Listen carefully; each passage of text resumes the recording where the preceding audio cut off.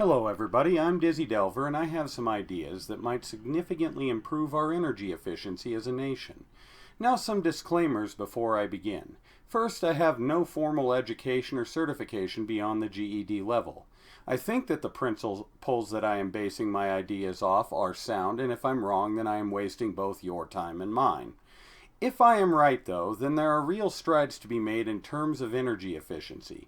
Second, I am content with my life and where I am financially, so I don't need to make any money off of these ideas as such. Any person who watches this can make all the money they want on this if they are willing to develop the idea to fruition. You have my permission to do so and my assurance that I will not ask for money or seek it through litigation. You may take this statement as legally binding. The only thing I ask of you is that you acknowledge me as the one who came up with these ideas. That being said, let's get on with it. To begin with, the design I am dealing with is actually a total of 3 ideas working together. One idea deals with power generation, and of the other 2 ideas, one deals with power generation and both deal with non-emergency cooling and with emergency situations involving fire, and more specifically the smoke produced by a fire in a large warehouse building like a Costco or a Walmart. For the purposes of this video, I will term these 3 ideas solar wells, the thermal stack, and the solar loop. First, I'll describe solar wells. In the accompanying image, you see a tube piercing the roof of a warehouse-type building. The upper end of the tube flares out as it exits the roof and is made of the most light-absorbing material that it can be made of. The lower end has a turnstile-type door, which can open or close the lower internal port. Just above the point where the neck has finished enlarging, there is a choke designed to shut off the flow of air to seal the well for cooler seasons, and above that a large fan.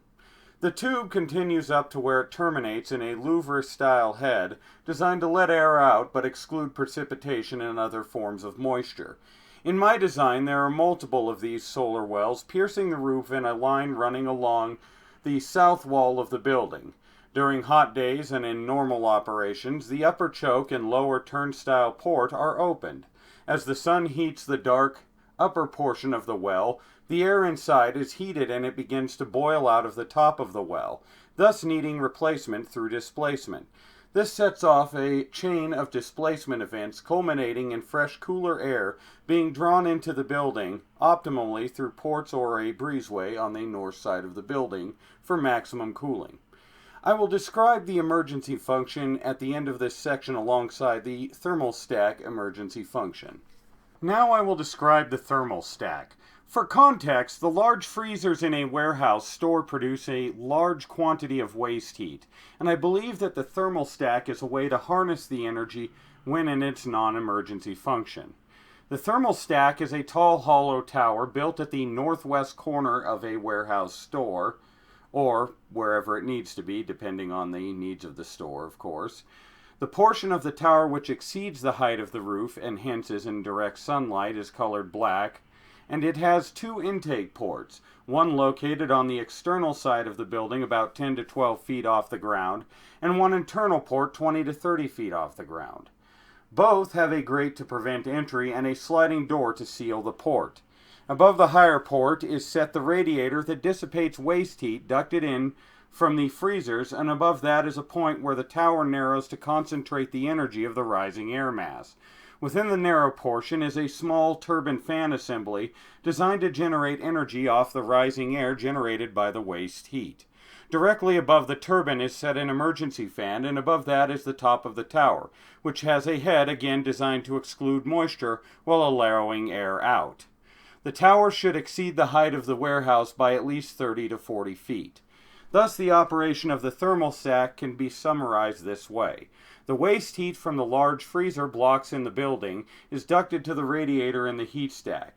This heat, combined with the effect of the solar heating from the black upper portion of the tower, causes the heated air to rise in the tower rapidly. The energy of the air is concentrated at the choke point, and the fan turbine assembly drains energy off the air. During hot periods, the inner door is opened to aid in air circulation in the building. During cold times, the outer door is opened to prevent this circulation of air. Now to the emergency function. As I understand it, the major killer of people during a fire is smoke inhalation. Both of these systems are designed to vent smoke from the building for the first 10 or so minutes of a fire, and then close off to assist choking the fire out.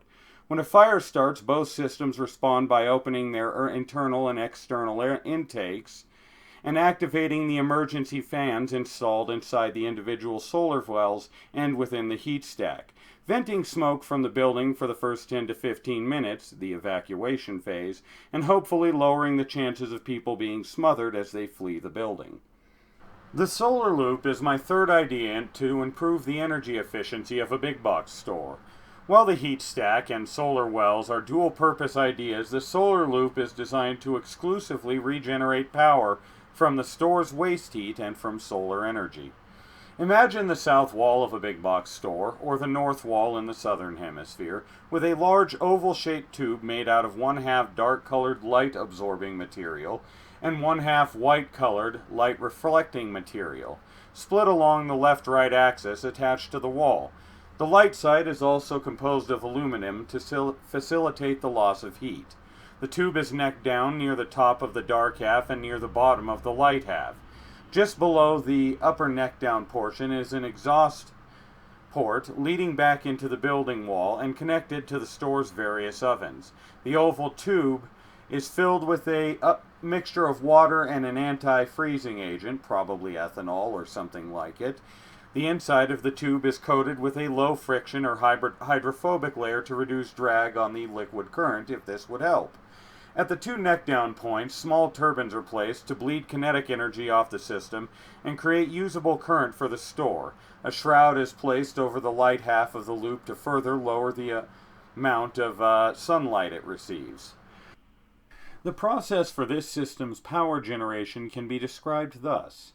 A combination of exhaust energy and solar energy heat the liquid in the black half of the solar loop, causing it to rise inside the tube and displace the liquid above it. At the same time, the other half of the loop is dissipating heat from the liquid passing through it, causing it to cool, become denser, and thus fall, and in the process displace the liquid below it in the tube. These displacement effects combine to create a momentum loop of liquid that is then concentrated by the neck-down portions of the tube. Turbines are placed in the neck-down portions of the tube in order to bleed mechanical energy off of the liquid current in the tube and convert it into usable electric current. The advantages are summarized thus. The movement of air into the building during hot days by both in-store systems to hopefully provide cooling to the building. The generation of power from the waste heat off of the large freezers via the heat stack turbine. Emergency smoke venting during a fire, thus hopefully preventing smothering deaths. And combined with the third idea I have for these buildings, the solar loop, a big box store could maintain a portion of its operations even if the power grid is knocked out, thus providing a place where even during a natural disaster people can still get their essential goods.